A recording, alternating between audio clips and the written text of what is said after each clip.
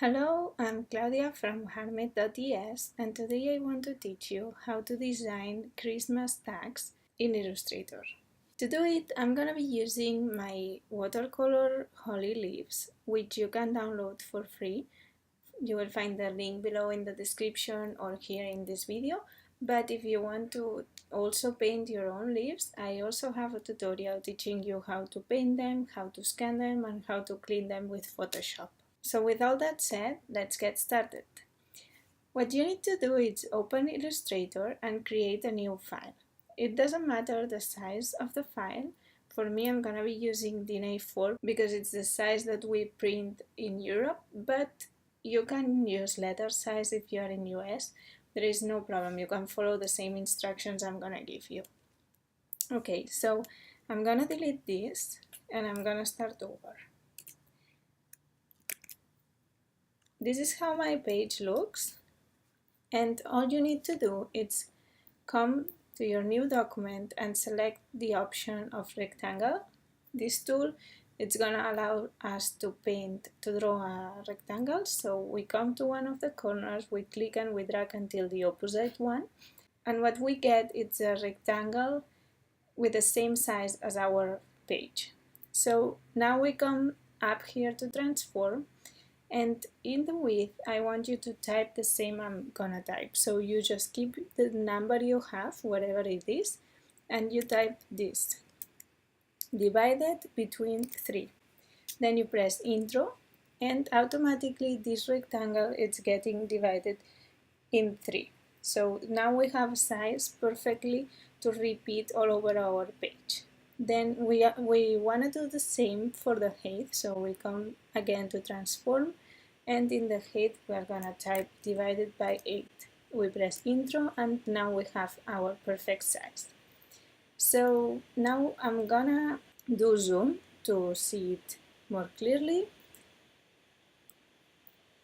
and the next thing I'm gonna do is to do the shape of a tag. So we're gonna cut the corners to make it more cute. So to do it, you need to select again the rectangle tool, and you need to come to one of your corners, and pressing Alt and Shift, you're gonna be creating a perfect square from the center. So I want you to do this, and it doesn't matter the size, just do it at the size you feel it's okay. And then once we have this square, I'm gonna select my selection tool, come to one of the corners, and once these rotation arrows appear, I'm gonna click and rotate by pressing Shift at the same time. Like that, I will be rotating every 45 degrees. So now I have my square rotated, and all I need to do is duplicate this square down here. To do it, I'm gonna click over it and pressing Shift and Alt at the same time, I'm gonna drag it until the center totally fits with the same position as the opposite corner. So then now we have here our two squares and our original rectangle. Now we are gonna select all of them, come to our pathfinder, and if you don't see it, you just need to go to Window and select Pathfinder. And from here, we're going to select the second option. So it's going to be cutting. As you can see, now we have a perfect shape with the squares as we put them. So now let's start designing.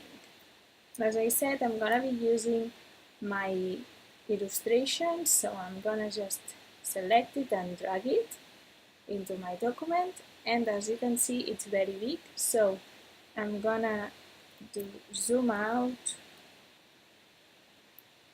I'm gonna select it, and I'm gonna scale it by pressing Shift and clicking from any of the corners.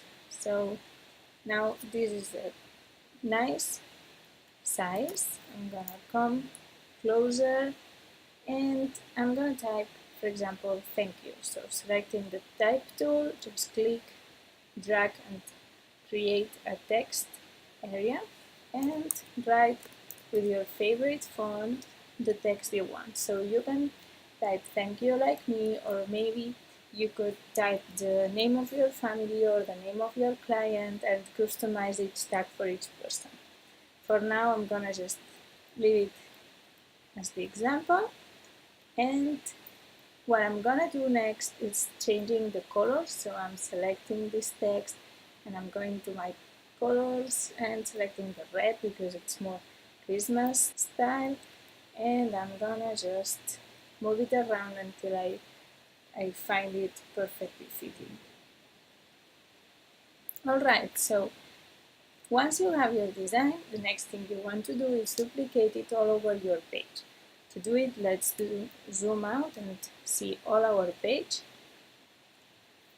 Okay, now we're gonna select this and do a group like that. It's gonna be easier to work with. So pressing Command G, you do a group.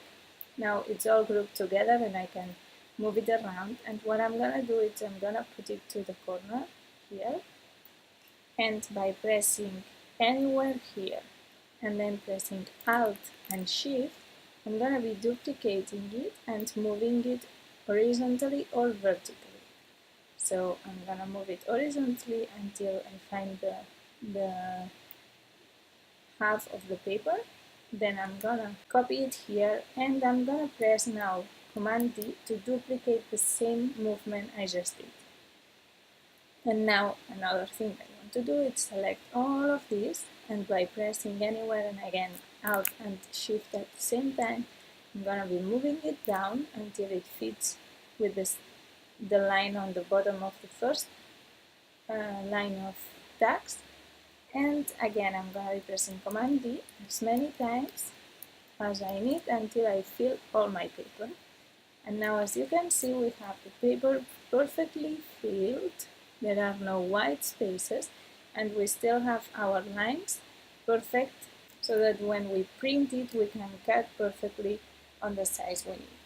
Now, if you want your text to be printed in both sides, what you can do is duplicate the page.